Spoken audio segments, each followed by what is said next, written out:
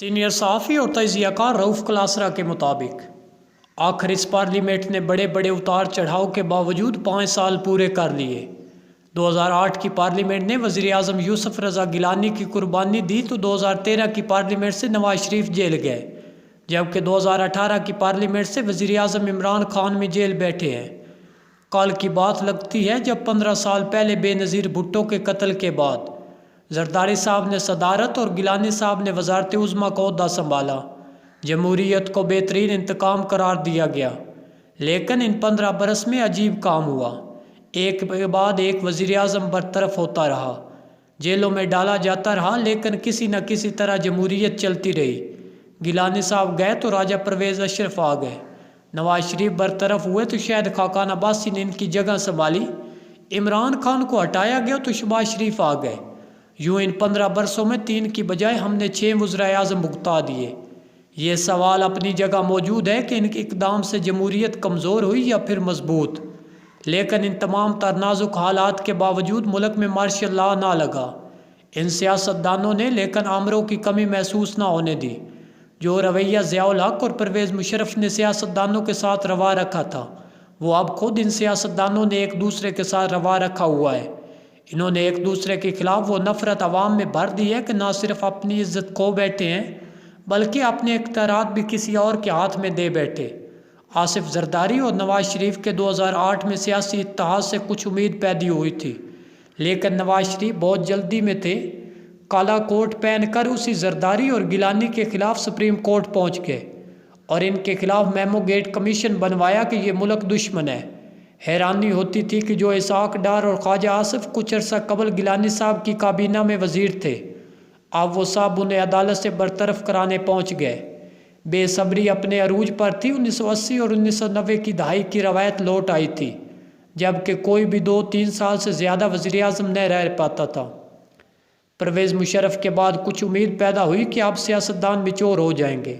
ख्वाजा आसिफ ने कौमी असम्बली में कई धुआंधार तकारीर की, गलतियों का एतराफ़ भी किया। इस वक्त पीपल्स पार्टी और नवाज लीग दोनों मुशर्रफ के हाथों एहतसाब का शिकार थे, लिहाजा दोनों ने हाथ मिला लिया।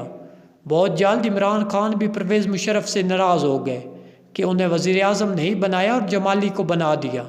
लेकिन यूँ ही परवेज़ मुशर्रफ का दौर ख़त्म हुआ तो हमने देखा इन सब पार्टियों ने फिर एक दूसरे पर तलवारें सूंट ली।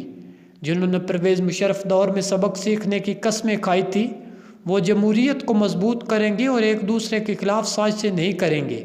वो दोबारा खुफिया मुलाकातें करके अपनी राह हमवार कर रहे थे।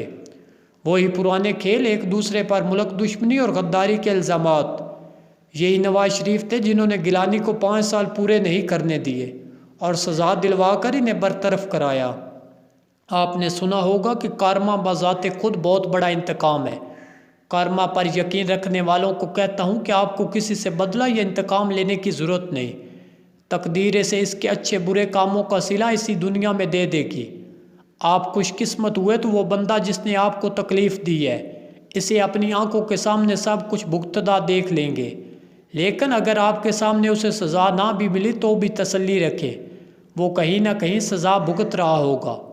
अगर आप इस कदीम नज़रियों को नवाज शरीफ और इमरान खान पर अप्लाई करें तो आपको हैरानी होगी कि कैसे कारमान ने इन दोनों को अपने इंतकाम का निशाना बनाया। नवाज शरीफ अगर जोश में गिलानी को अदालत से नाअहल करके तालियां बजा रहे थे तो उन्हें पता ना था कि बहुत जल्द कारमाई उन्हें भी हिट करेगा। गिलानी साहब खुशकिस्मत निकले कि उन्होंने अपनी आंखों से ही नवाज शरीफ को वज़ारत उज़्मा की कुर्सी से बरतरफ होकर जेल जाते हुए देखा। मज़े की बात है, इस दफ़ा अदालत में नवाज शरीफ के खिलाफ पिटीशन ले जाने वाले कोई और नहीं बल्कि इमरान खान थे। पानामा केस में खान साहब दरअसल नवाज शरीफ के खिलाफ मुद्दई बनकर गए थे। आपको याद होगा कि जब सुप्रीम कोर्ट ने खान साहब की पिटीशन पर वज़ीर आज़म नवाज शरीफ को बरतरफ करके इनके खिलाफ नैब को मुकदमात कायम करने का हुक्म दिया तो खान साहब के हामियों ने मिठाइयाँ बांटी। खुद इमरान खान की भी मिठाई खाते तस्वीरें वायरल हुई। वही नवाज शरीफ जो गिलानी को अदालत से सज़ा दिलवा कर खुश थे, जलसों में इस चीज़ का क्रेडिट लेते थे, वही अब कारमा का शिकार हुए और वही सज़ा भुगती जो उन्होंने गिलानी साहब को दिलवाई थी। इमरान खान चाहते तो वो नवाज शरीफ के अंजाम से सीख सकते थे, वो इस अंजाम से बच सकते थे, लेकिन नवाज शरीफ ये समझ बैठे थे کہ وہ گیلانی کے خلاف حق پر تھے اور سارا انصاف ہو رہا تھا۔ اسی طرح عمران خان بھی خود کو حق پر سمجھ کر نواز شریف کے خلاف عدالت جا پہنچے۔ اب کارما کو الزام دے یا کہیں کہ تاریخ نے خود کو دہرایا، عمران خان کے ساتھ وہی ہوا جو نواز شریف کے ساتھ ہوا تھا۔ اگرچہ الزامات کی نیچر بڑی مختلف تھی، لیکن مقدمات میں الزام وہی کرپشن کا تھا۔ اگرچہ کارما نے اس دفعہ کچھ اور انداز میں عمران خان کو ہٹ کیا۔ گیلانی اور نواز شریف اگر سپریم کورٹ سے برطرف ہوئے تو عمران خان سوچ بھی نہیں سکتے تھے انہیں لوئر کورٹ سے 3 سال کی سزا دلوا کر فوری گرفتار کر کے اٹک جیل میں ڈال دیا جائے گا۔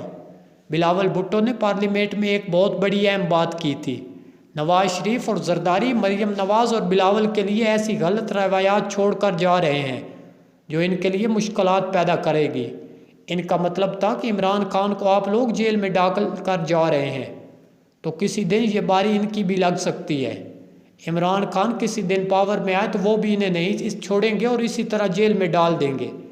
بلاول بھٹو کی اس بات میں وزن ہے۔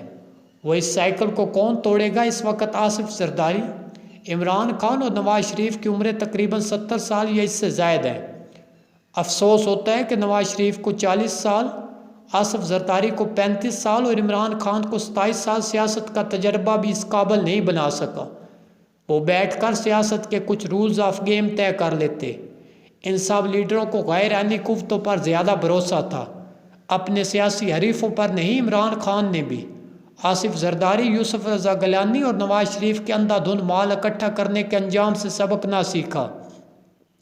وہ بھی اسی رنگ میں رنگے گئے اور انجام بھی وہی ہوا۔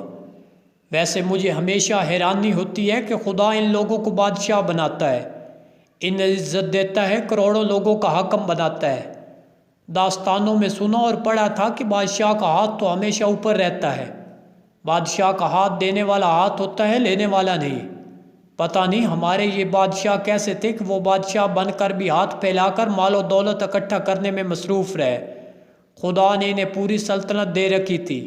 ان کے نزدیک عزت کمانے سے زیادہ گھڑیاں، ہیرے، جواہرات، نیکلس، جنیوا میں $80 ملین کی منی لانڈرنگ اور لندن فلیٹس اہم تھے۔ 2007 میں وکلا کی تحریک جو بند پر تھی۔ ایک دن عمران خان خود پاکستان سے نواز شریف سے ملنے کے لیے لندن تشریف لائے۔ میں بھی وہاں دیگر صحافیوں کے ساتھ موجود تھا۔ نواز شریف اور دیگر لوگوں سے ملاقات کے بعد عمران خان نے نواز شریف کے ساتھ بیٹھ کر پریس کانفرنس کی۔ عمران خان نے بڑے زور و شور سے میڈیا کو بتایا وہ نواز شریف کو پاکستان واپس لوٹنے پر قائل کرنے آئے ہیں۔ ان کا کہنا تھا نواز شریف کو لندن سے پاکستان آنا چاہیے، وہ دونوں مل کر پرویز مشرف کے خلاف سیاسی جدوجہد کریں گے۔ عمران خان نے نواز شریف کی موجودگی میں ان کی پاکستان واپسی کے لیے وہ دلائل دیے جو خود نواز شریف اور ان کے حامیوں کے ذہن میں نہیں تھے۔ لندن میں آل پارٹیز کانفرنس میں بھی وہ پیش تھے۔ نواز شریف اور عمران خان میں دوستی اور محبت یہاں تک بڑھ گئی تھی کہ دونوں پارٹیاں ایک الائنس میں بدل گئی تھی جس کی سربراہی کا کام محمود اچکزئی کے ذمہ تھا۔